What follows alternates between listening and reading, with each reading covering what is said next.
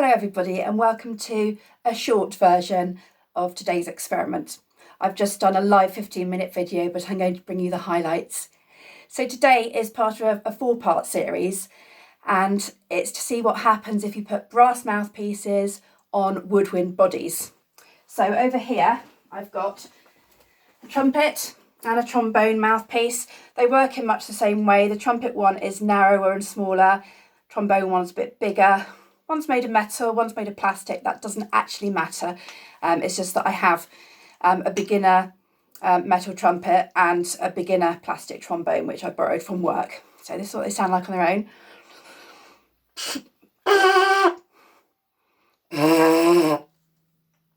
And to go with them, I've got soprano saxophone without its mouthpiece on, flute,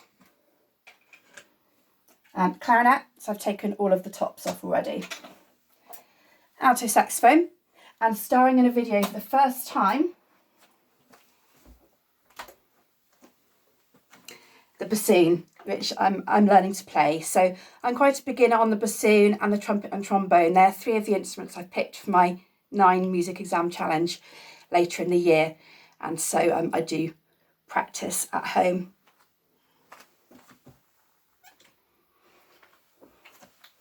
So in my full-length video, I hypothesised that the instruments were going to sound more like brass than anything else, because you have to buzz into the mouthpiece. If you're buzzing, I find that one easier. It's not going to sound like a flute or whatever, but I wondered if any of them would actually enable me to play a tune using the fingerings.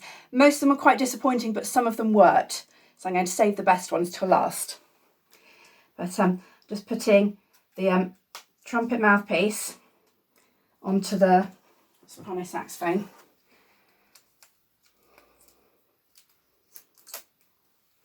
And I have to tape them because they don't sit in place very well on their own. Obviously, that's not what they're designed to do.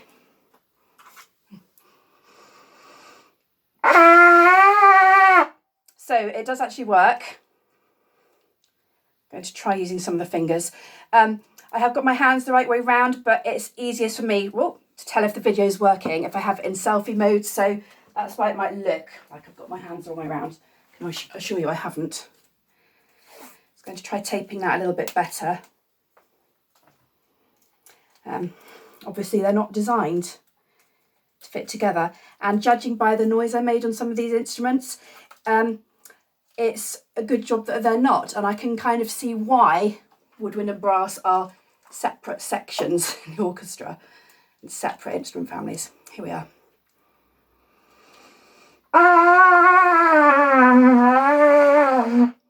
So the fingers do make a bit of a difference, but the most difference you're going to make with this mouthpiece is by buzzing faster.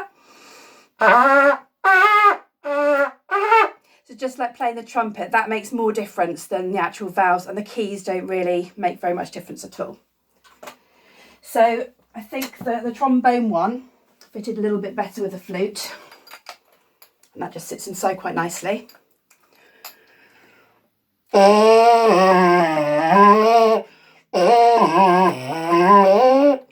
you can hear it does go up and down, but not by very much. If I try and play a very high note and a very low note,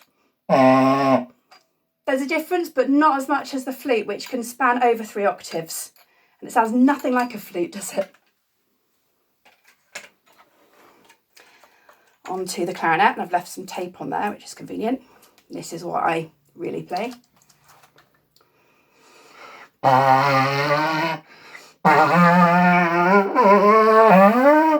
so that was meant to be a fast chromatic scale, and it just sounded like a funny noise. So that doesn't really work, does it? But that's what I wanted to find out in my experiments. The alto saxophone and the trumpet I discovered earlier worked quite well, and if that was an actual instrument, that would be really quite cool and quite jazzy. I've just dropped the trumpet mouthpiece. Here we are. I need some stronger tape for this one. So this is the really, really sticky stuff that I had some problems getting off last week.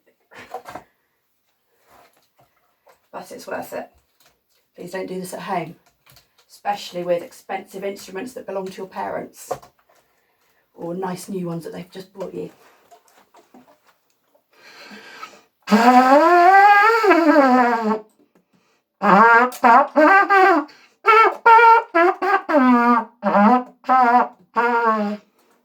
And I reckon in the hands of a more experienced brass player who's not a total beginner, that might sound a bit better. And there's not as much variety of pitch as you would get with a saxophone mouthpiece on an alto saxophone. But I wonder if any professional brass players could get a really good tune out of that. I suspect they possibly could.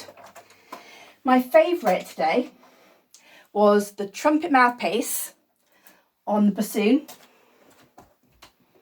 And as the bassoon and the alto saxophone work the best, I had a theory that possibly a bigger instrument with a longer column of air and therefore a bigger difference between the lengths of air for each note. I wondered if that made a difference to being able to play a better tune on them with a brass mouthpiece. I really don't know. I'm just going to stick this into place.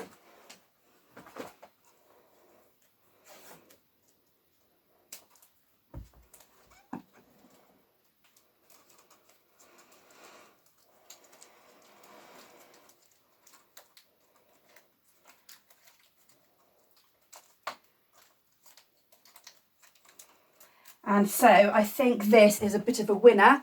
I'm going to call it the trompoon.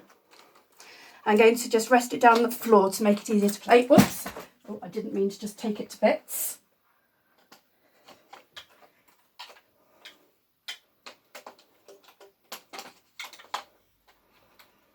There we are. You probably can't see me, but hopefully you can see part of the bassoon. There we are. Okay, I'll have a go at playing you something.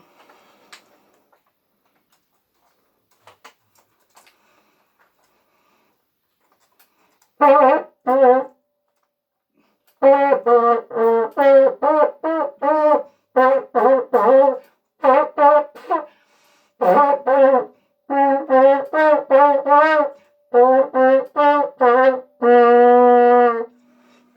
we are, so that works really quite well. Again, I wonder if a professional brass player would be able to make that sound really, really nice. What I've learned is that instruments have been designed the way they have for a reason, and they all sound very unique and individual. And all of these combinations sound like somebody playing a brass instrument quite badly, but this was probably the best one. And that's quite good because I love playing the bassoon properly. So the next one in this series will be wind mouthpieces on brass instruments. But my next instalment is actually going to be a bit different. I'm going to show you how to make and play a bottle orchestra. So look out for that one next time. Until then, bye.